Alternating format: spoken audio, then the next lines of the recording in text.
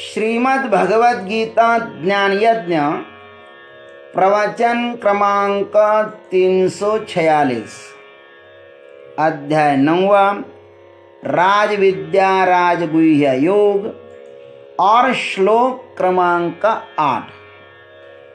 जय महाकाल। आज 21 अप्रैल है और अपना महायज्ञ 308 दिन शेष है।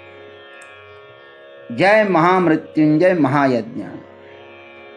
ओम त्र्यंबकं यजामहे सुगंधिं पुष्टिवर्धनम् उर्वारुकमिव बन्धनान् मृत्युर्मुक्षीयमामृतात् समस्तजनकल्याणे निरतं करुणामयं नमामि चिन्मयं देवं सद्गुरुं ब्रह्मविद्वरम् वसुदेवसुतं देवं कंसचाणूरमर्दनं देवकी परमानन्दं कृष्णं वन्दे जगद्गुरुम्। ओम तत्सत्। भगवान श्री कृष्ण परमात्मा अर्जुन को राजगुह्य और राजविद्या के परम पवित्र ज्ञान सुनाते हैं।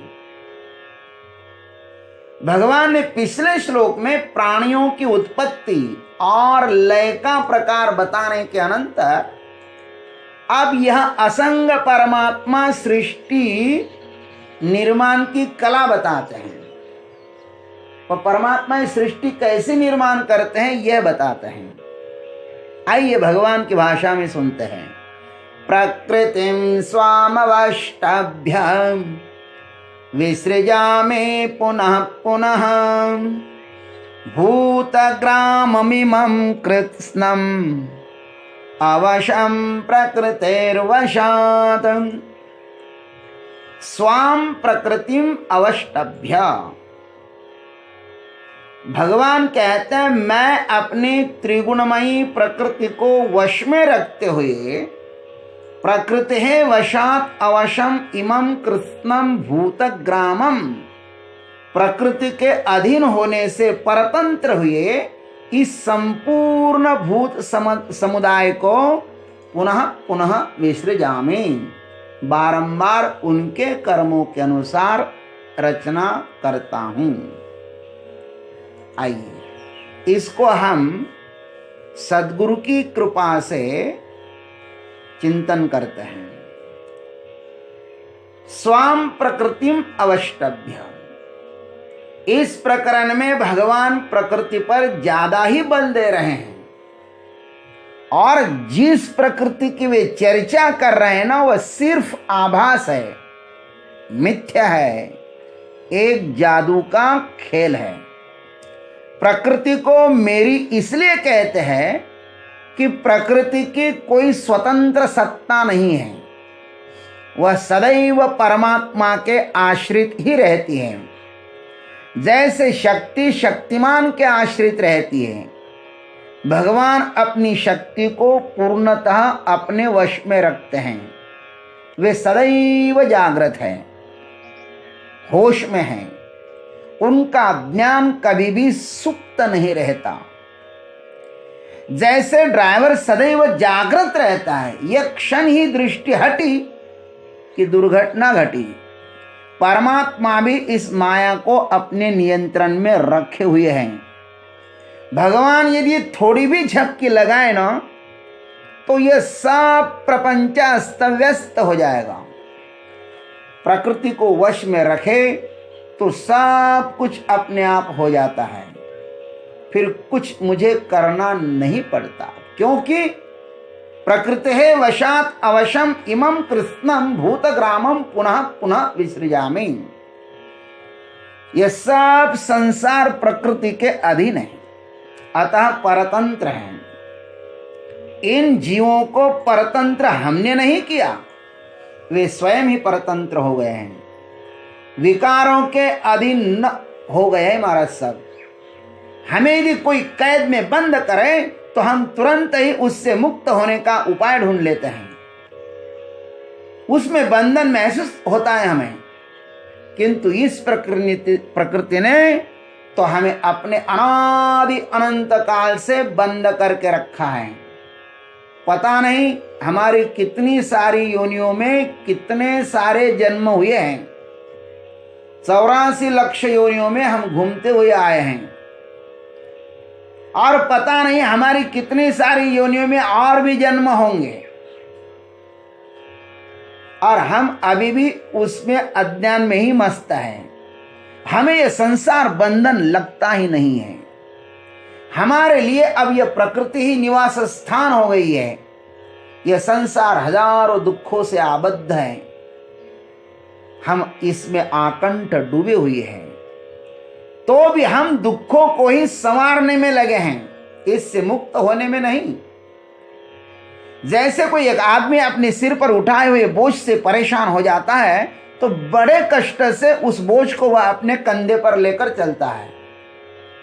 उसके सिर को थोड़ी राहत मिलती है, फिर से वह सिर पर लेकर चलता है उस बोझ को।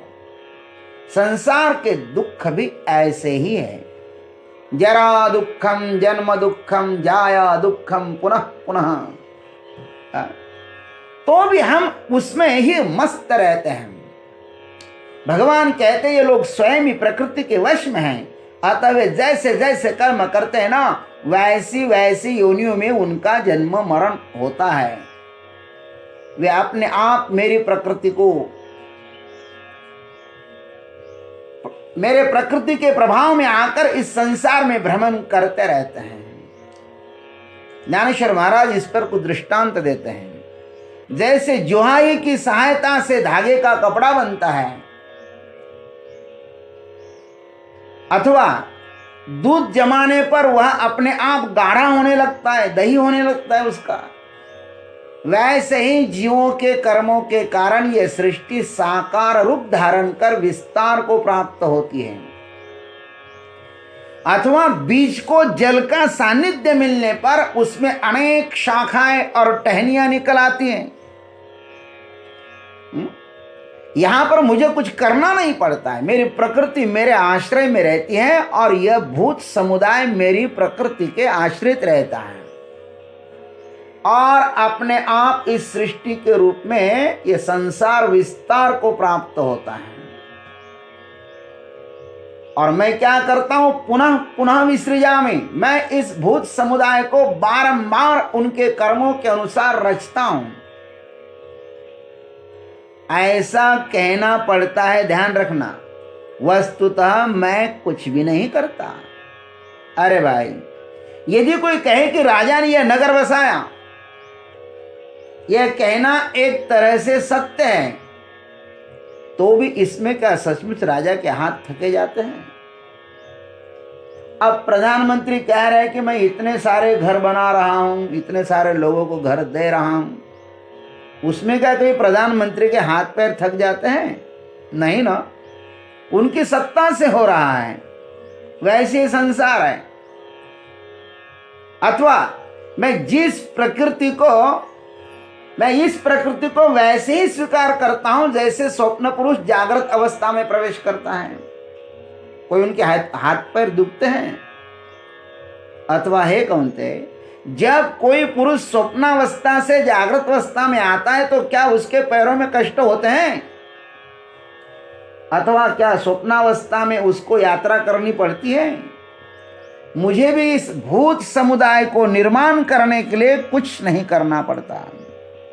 जैसे राजा की सत्ता से प्रजा अपनी इच्छा से व्यवहार करती है, बस वैसे ये संसार है। मैं सिर्फ दृष्टा हूं, कर्ता मेरी प्रकृति है, उसमें भी जीव का अज्ञान है। देखिए, पूर्णिमा के दिन चांद और चंद्रमा की भेंट होती है, और समुद्र को अपार ज्वारा आ जाती है पूर्णिमा के दिन। तब क्या चांद को कष्ट होता है? अथवा जड़ लोहा चुंबक के पास आने पर हिलने लगता है, तो क्या उसमें चुंबक को कौन से परिश्रम करने पड़ते हैं? वैसे ही जब मैं इस माया का, प्रकृति का स्वीकार करता हूं, तो उससे इस प्रपंच का विस्तार अपने आप होने लगता है। ठीक वैसे ही जैसे बीज से बेल होता है, कोपले आदि आती है, और वह सब कुछ करने में जमीन समर्थ है, अथवा बाल्यावस्था, युवावस्था, वृद्धावस्था, इनका मुख्य आधार देह संग ही है। देह के कारण ही अवस्थाएं हैं। अथवा आकाश में जो बादल आते हैं ना, उनका कारण वर्षा ऋतु ही है। क्यों? स्वप्न दिखाई देने में कारण निद्रा ही है। ठीक ऐसे इन समस्त प्रपंच को प्रस्तुत करने वाली, इस समस्त प्रपंच की स्वामिनी मेरी प्रकृति ही है। वास्तविक मैं इनको उत्पन्न नहीं करता, मैं इसके उत्पत्ति का कर्ता नहीं हूं। देखिए, पानी में चांद की किरणें बेलों के समान फैली हुई दिखाई देती हैं। कितने सारे चंद्र किरण फैले हुए दिखाई देते हैं, परंतु उनकी चांद से उत्पत्ति नहीं हुई। ठीक इसी प्रकार यह सृष्टि मेरे से उत्पन्न होती है, इसमें मेरी माया की ही जादू काम करती है, मैं इसमें कुछ भी नहीं करता। ये भगवान श्री कृष्ण परमात्मा अर्जुन को इस श्लोक में यह बता रहे हैं कि प्रकृतिम स्वामवष्टभ्याम विसृजामि पुनः पुनः भूतग्रामिमं कृष्णम अवशम प्रकृतिर्वशात्। ओम तत्सत्। जय गुरुदेव, जय जगदीश्वर, जय जय महाकाल।